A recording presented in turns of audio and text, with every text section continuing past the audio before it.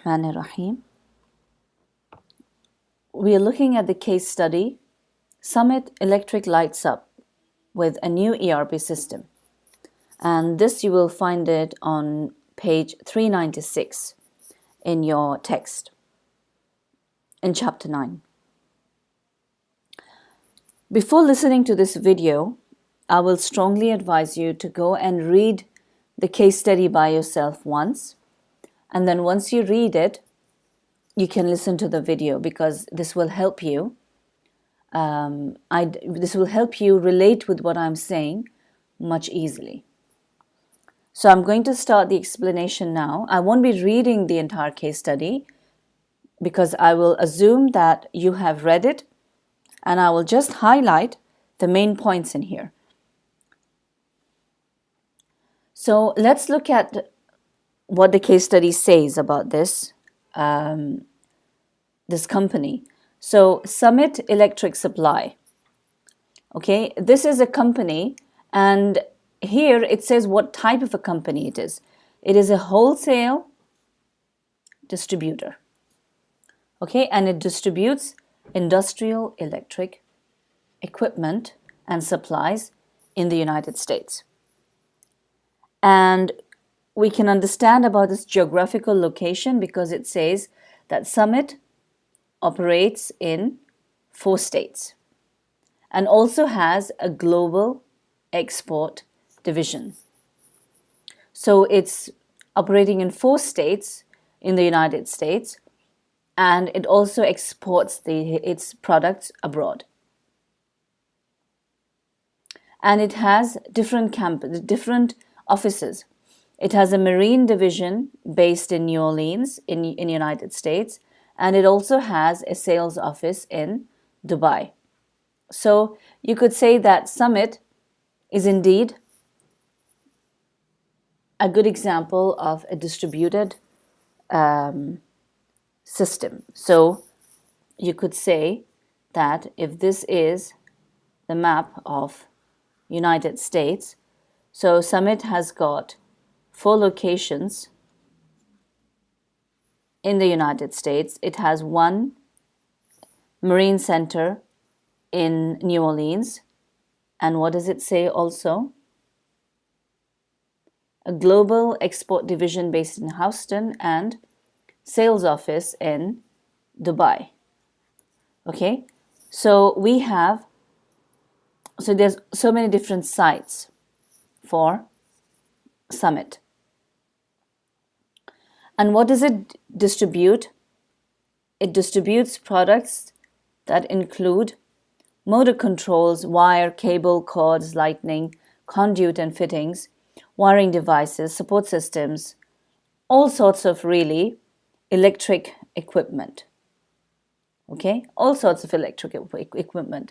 And it obtains finished goods from manufacturers and then sells them to electrical contractors working on projects ranging from small construction jobs to sophisticated industrial projects. So big and small projects. It supplies electric supplies to all sorts of building, construction, and industrial projects.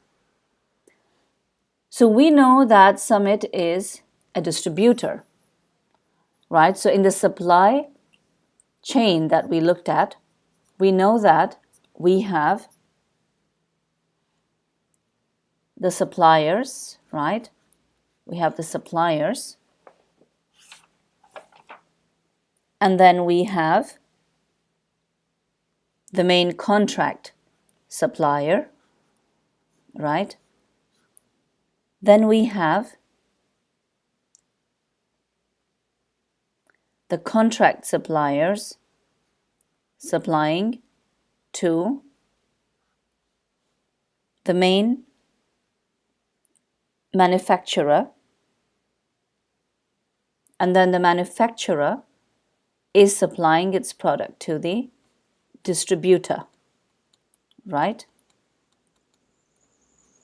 Distributor, and then we have here the manufacturer.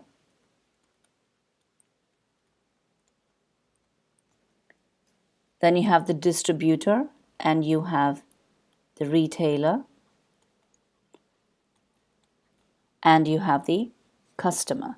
However, in case of Summit, because it's not supplying to stores, it's not supplying to other stores, okay? It's supplying directly to building contractors. So in this case, right from the distributor, it will go straight to the contractor.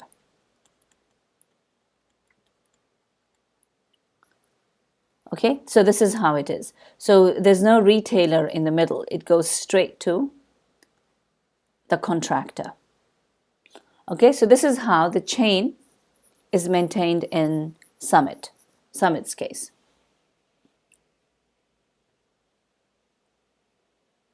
So this is why it said it's a middleman in the supply chain, because it is between the manufacturer and the contractors. And what is one of the key challenge that Summit has to deal with? The goal of its business, you could say, is that it must be able to handle a high volume of transactions and a swift inventory turnover. Okay? Now we know what an inventory is. An inventory is the list of all the items that we have in store. Okay, so the inventory would have the latest record of, and yes, well, the best thing to have in an inventory is the latest record. If the inventory is old or outdated or does not have the latest record, then it will be a problem when we go to sell things. For example, if the inventory is outdated, then we may, if a customer comes and requests, let's say, 100 items of a certain product, our inventory in reality has got those 100 products, but because it's not updated, it may just show 20. So we may end up losing the customer because we think we don't have that item, when in reality, we do have enough. Similarly, we may also have something where the customer wants a lot of it, and our inventory shows that we have the amount requested, but in reality, we don't. So this is why it's very important to have an updated inventory. So in this case, what is one of the main goals that will help Summit achieve its business objective is that it must be able to handle a high volume of transactions or purchases by customers and a swift inventory turnover. So what was the problem that Summit faced? So since its foundation in 1977, so from this we know that Summit has been around a long time in business. And initially it had its homegrown legacy information systems that were built in the 1980s, so they're pretty old. Okay, and they could not keep up with the business because the legacy systems, the old information systems that Summit had, one was for sales and sales entries and purchase orders, and the other was for back-end reporting, which was what was happening behind the sales, like suppliers and manufacturers and things like that. Okay, so it was back-end reporting. But these two systems, which is sales and back-end reporting, they were not linked. And the linkage was done manually. Okay, so someone had to take a printout from the sales and then update in backend, or someone had to take a printout of the items available and then update the sales system so they would be aware of the actual number of items. But obviously this was done manually and in batches. Okay, so you could only handle a fixed number of locations and limited the range of numbers that could be used on documents. Okay, so It was very difficult because it was done manually. It was very difficult to maintain an up-to-date record. And also, here it says that it had to use a limited range of numbers for its documents. Now, so really, you would start a document like with 1, 2, 3, 4, 5, 6, 7, 8, and maybe have 10,000 entries. But that was the maximum it could go. If a document reached the number 9999, okay, and the next one was, let's say, 10,000. After that, the number had to go back to 1. That was how the system was designed. So they couldn't have a unique number for all reports. So that was also confusing because they wouldn't know which report exactly it was. It would be quite confusing. And another issue was, so here it says that they had to use the same range of document numbers over and again every few months. So it was causing confusion. So they realized that the business was growing and they were having a lot of problem dealing with the information and keeping it updated. So they realized that they needed a new solution. Okay, so Summit started looking for a new enterprise resource planning system, right? ERP system. So we've seen in chapter 9, right, the different sorts of systems, information systems we can have. And here they were making use of ERP. ERP meaning that it's going to link, right? It's going to link all the different departments and then eventually have one system with a central database that's going to have an updated record of all transactions and inventory items. So this is what they needed. But then they had some challenges with it. What was the challenge? The first challenge was that the company's legacy systems were very old, so the business had been built around them. Okay, and you can see here that the legacy systems, they were built in 1980, in the 1980s, which is very old, right? So what they're trying to do here is, because it was built in 1980 and the company had used these systems for so long, all their business processes were modeled around these systems. And if they were to bring in a new system, they would have had to change all those business processes. And obviously, if they changed the business processes, then this would mean they would have to change the way the whole system worked. Okay, so if these are the old legacy systems.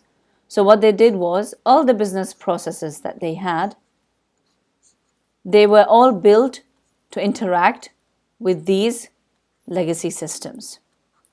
Okay, and you had people using these processes. But obviously now, if the systems change, they would have to change the processes, and similarly, the people would have to change the way they worked. So as you can see, it posed a big challenge. So a new system would require changes to business processes and the way people worked.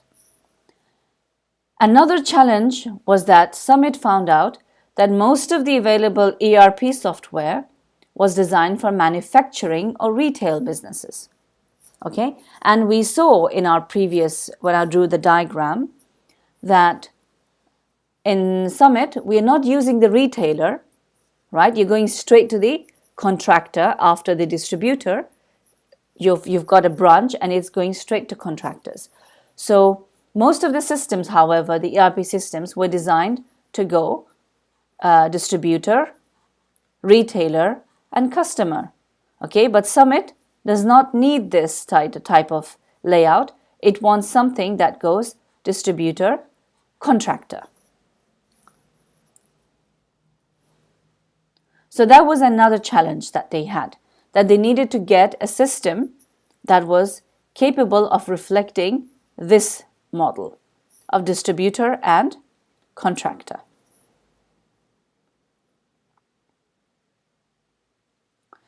Another challenge that for the information system was that it should handle a very large number of SKU, stock keeping units, which are numbers or codes for identifying each unique product or item for sale.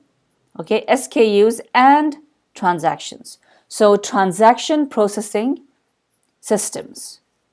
So the ERP, it should be ERP, but it should also have the ability to record all these transactions that are taking place in the central database, so that anyone can look at that, and once the transaction is done, it should immediately go and update the inventory file, the inventory log, so that you know exactly how much of a given product remains. And what are SKUs?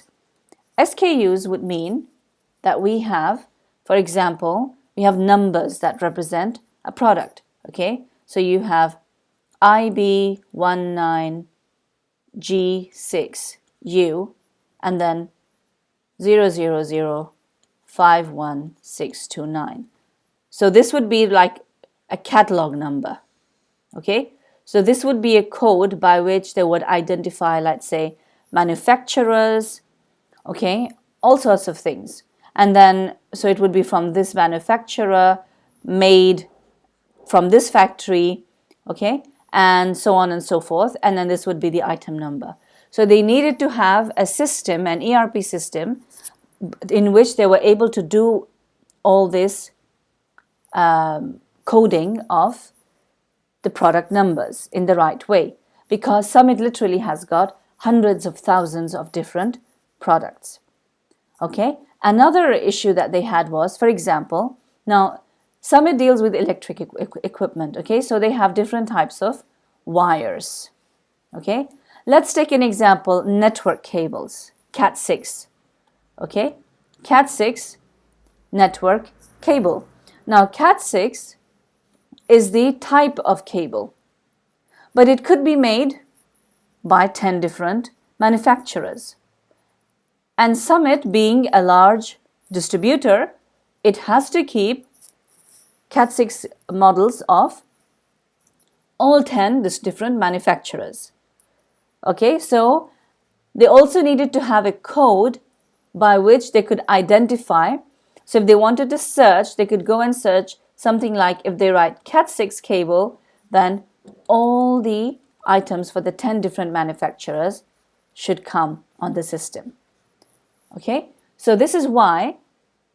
And how would that be possible? It would be possible if this encoding was done in an efficient manner. So this is what it means here when it says that, well, we come to that point later. Okay, so, but understand that this is one requirement that they need, which is the SKUs should be coded in the right format. Another challenge that they have is very short lead times for order processing.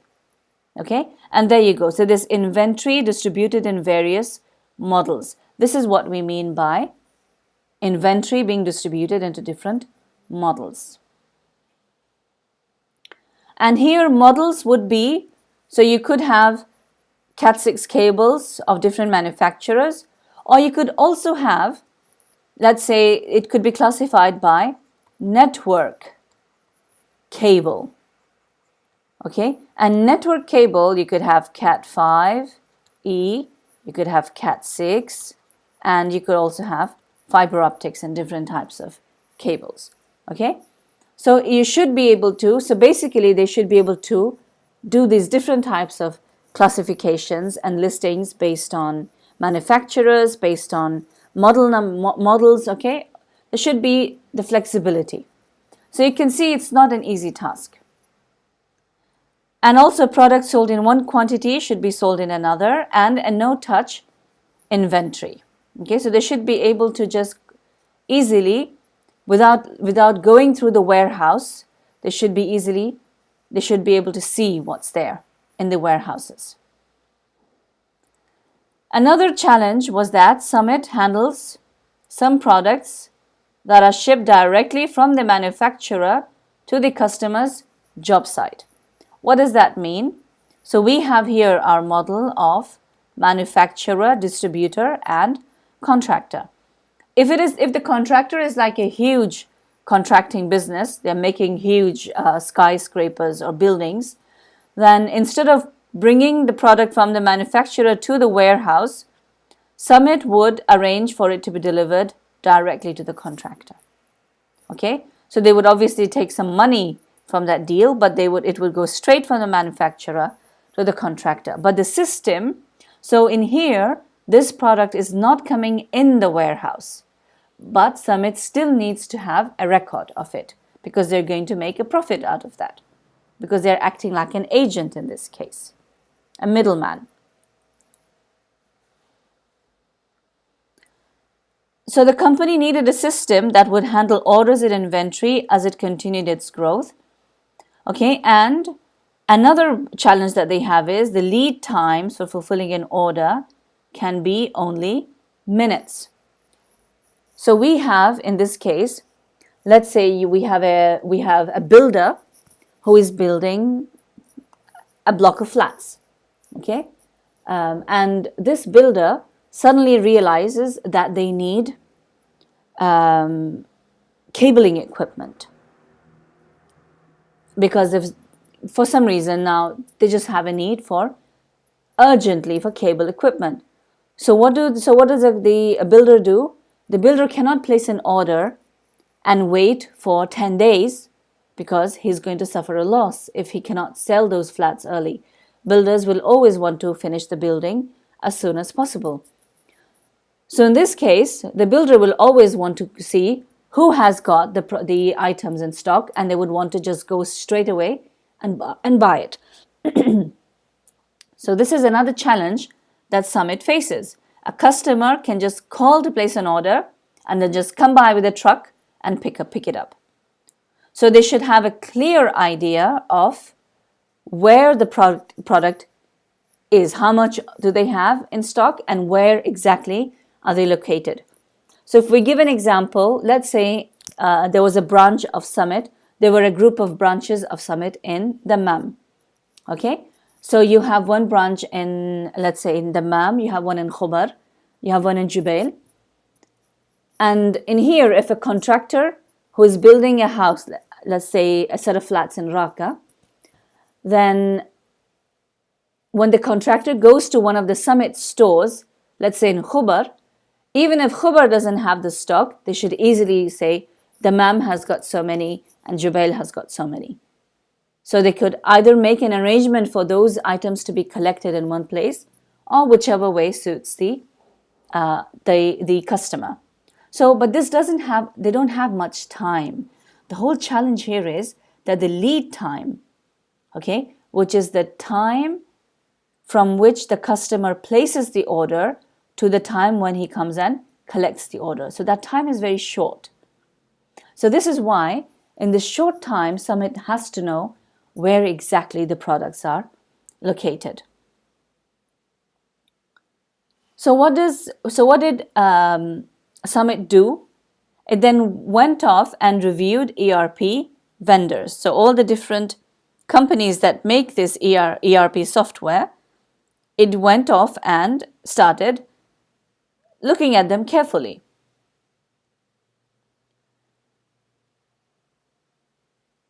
So, and then Summit selected the ERP software from SAP, okay, because of its functionality in sales, distribution, materials management, and financials, and also of its knowledge of the distribution business. So it chose SAP, but then it didn't just go and buy it blindly. No, it then went and visited, Summit representatives went and visited other electrical distributors that use SAP to make sure that this software did meet the requirements. And then Summit was able to go live with its new ERP system across 19 locations in January 2007. Okay, so finally they deployed the SAP software. Now, obviously, when they deployed the software, it meant they had to change their business processes and also change the way their employees worked with this. So they had to have training and all sorts of different activities. And Summit also had to customize its SAP software to meet some of its unique business requirements. So it did not change the software completely, but it made it adopt to some of its unique challenges. The first one was, so this is the first one. Okay? First, customization.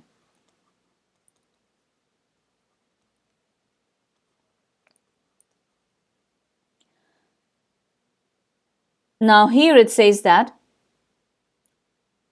delivery and material scheduling functions were designed for overnight processing before. Okay, so when they bought the SAP software as it was, it would update. So because you see, this is a big system. Okay, it's running in 19 locations, so it's not easy to just keep taking information and updating the system. Sometimes when we are looking at huge systems, concurrency is not that easy. Okay, so what they do is they would decide on a certain time that every 12 hours the system would be updated. So initially the SAP system was designed to update the delivery and material scheduling information every night, which makes sense because they think that in the night when the employees go home, the systems will run in the background and update all the delivery times and the material scheduling items so that the next day when the employees come, the systems are all updated.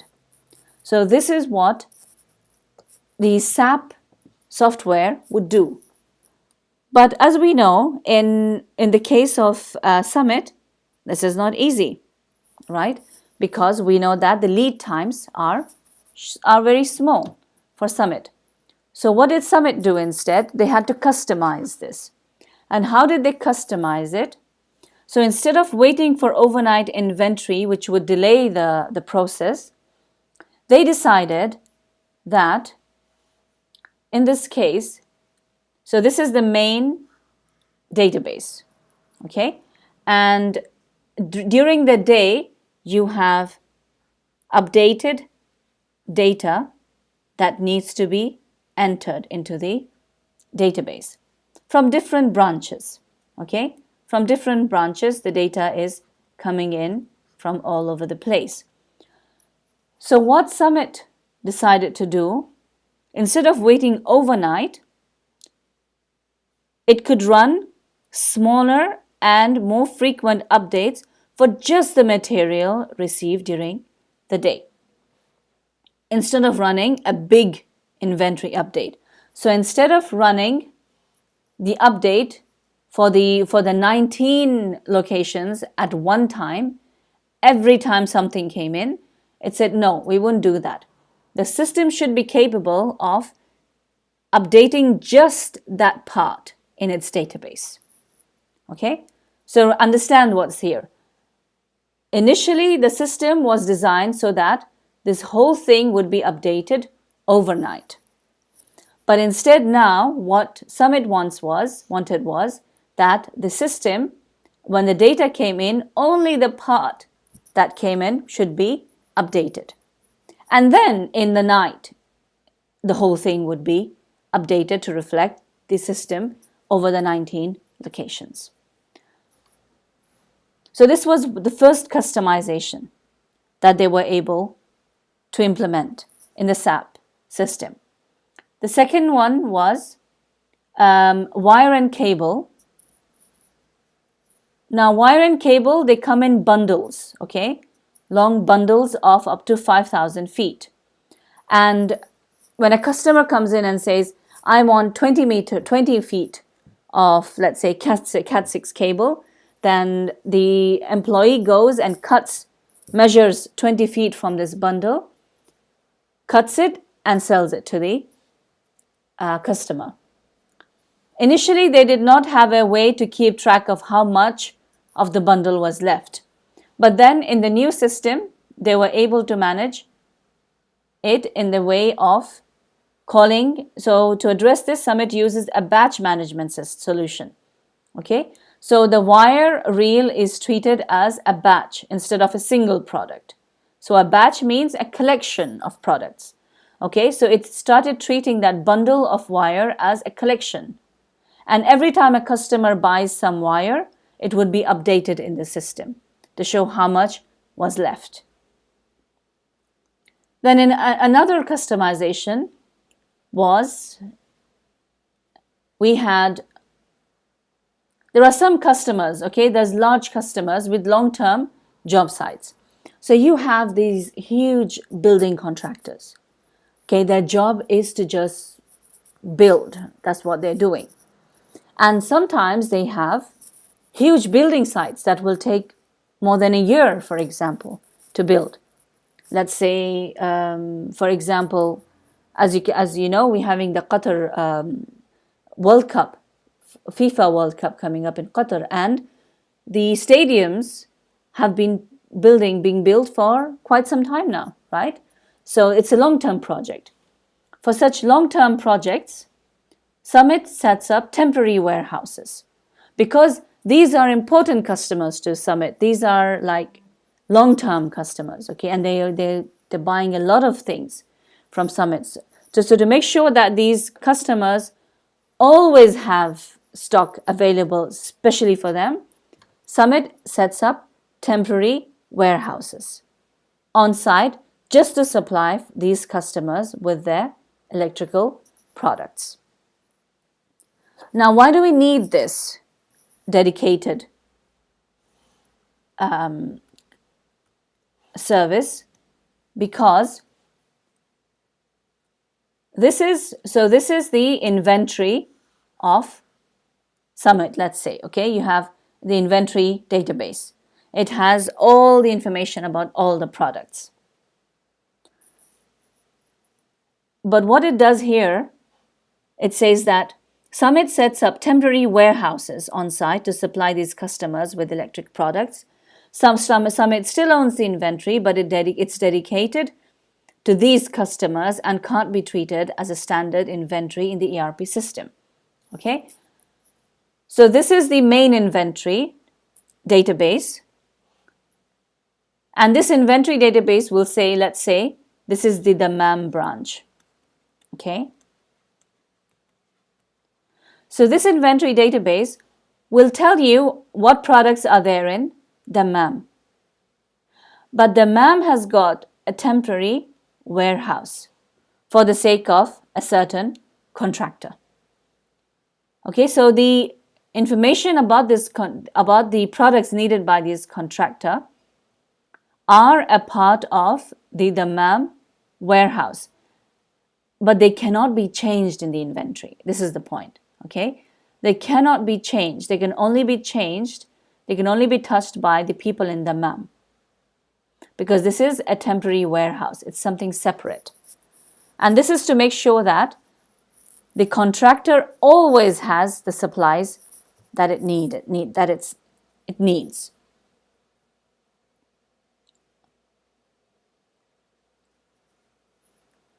So Summit used some of the standard functionality in the SAP software to change how it allocated materials into temporary storage locations by creating a parent-child warehouse relationship. Okay? Oh dear. So this is a parent-child relationship. So the Dammam store has got a smaller warehouse for a specific contractor. And this warehouse can only be handled by people at the Dammam warehouse. Okay, and not by someone's located centrally. So in this way, this inventory will not be touched. And the employees in Dammam know that, oh, this is the warehouse. It's a special warehouse for those customers only.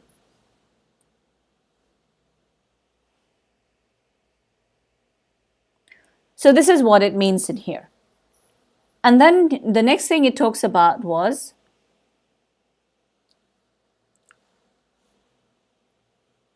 so here it talks about how, as we saw before, you had separate systems for orders and financials.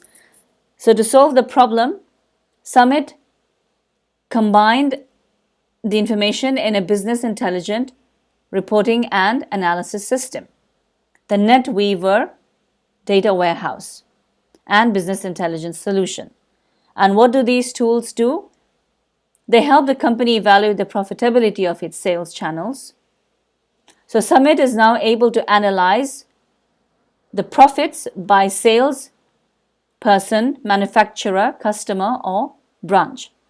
If you remember, we did this in our in the previous chapters, and let me just have a look for you in the book. I believe this was in chapter on database. So yes, so we have the multidimensional data model that we looked at.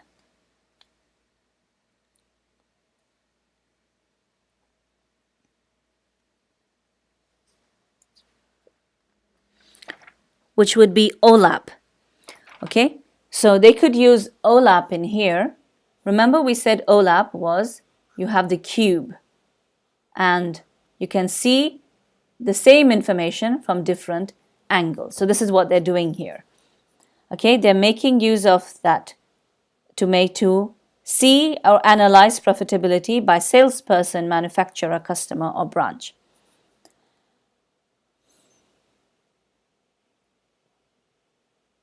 So you're able to, so management has much greater visibility of the information, how the organization is operating, and is able to make better decisions. Now, another advantage of using this SAP system was in the area of chargebacks. So what's a chargeback? Let's say we have a supplier. The supplier is selling the product to the distributor, and so the supplier sells the product at a cost of let's say $1. Okay, this is the price from the supplier to the distributor, $1. Then the distributor will sell it for $1.20. So the distributor is able to make a profit of 20 pence for each item being sold. So the suppliers always do that. They sell it for a lesser price so that the distributor can make some profit out of it. But sometimes what happens is, now just to let you know, so this is the supplier or the manufacturer. Okay, so it's selling it to the distributor for $1. But let's say it's a pack. On the pack, the price will be written as $1.20 because it knows that the distributor is going to sell this for $1.20. It knows that. But let's say that instead of instead of selling it to the distributor for $1, it's actually selling it to the supplier or the manufacturer is selling it for $1.30. Now, the distributor is supposed to sell it for $1.20 and it's buying it from the supplier for $1.30, which is higher than the cost of what it can sell. And this can happen maybe because the cost of some raw material went up. Suddenly, maybe the government imposed some sort of new tax, so the supplier had to increase the price of the product. So now the distributor is going to make loss. So to avoid this, the distributor is allowed to charge the supplier some extra money. Okay, so the distributor will sell the product for $1.20 as promised, but then it will charge the supplier, let's say 30 pence, so that it can still make some profit. So this price is called the charge back. Okay, this is the charge back, the additional amount that the supplier, that the distributor charges the supplier. Now, Summit was facing a big problem with these chargebacks.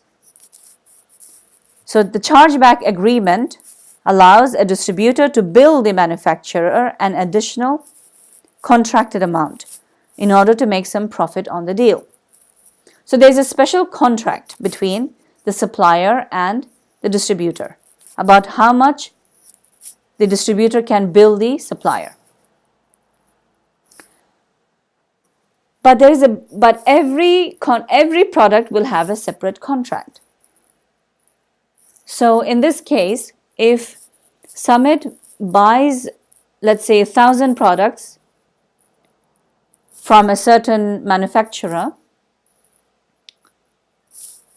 it will need to have 1,000 different contracts for each one of those products. 1,000 different chargeback contracts with the supplier or the manufacturer. So when this process was done manually, it was being very difficult because Summit has got so many different suppliers and it has to keep a track of all of them, and all this had to be done in a manual sense. And they were losing out on a lot of money. And even when what they had to do was Summit employees had to look at the invoices that they received from customers or they were sending to customers.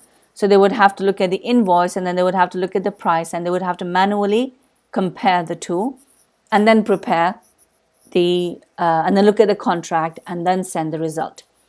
So this was done using Microsoft Excel spreadsheets and was taking too long. And sometimes it took an entire month to do that. And each month, paper copies, had to be given back to the vendor.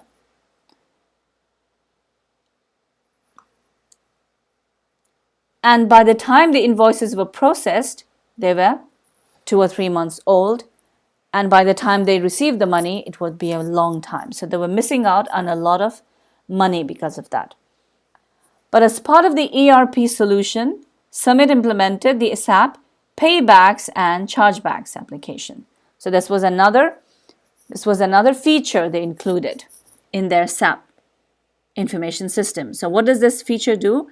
So at the end of each business day, the application automatically reviews Summit's billing activity for the day and compares it to all chargeback agreements loaded in the SAP system. Okay, so anytime there is a chargeback contract made for a product with a manufacturer, it is entered into this system. And end of the day, automatically the system compares everything and generates the chargeback agreement reports. And we looked at the e-commerce chapter. There was the electronic data interchange, right? Where companies don't have to contact each other. Automatically the information can be shared electronically between them. And this is what happens here. So they have EDI set up between different vendors, and automatically the information is submitted to the vendor. And then the vendor can approve or make any changes. And then eventually the new system, so the chargeback can be processed very quickly by the vendor or the manufacturer. And because now everything is stored electronically, it is very easy for Summit to keep track of all these different chargebacks.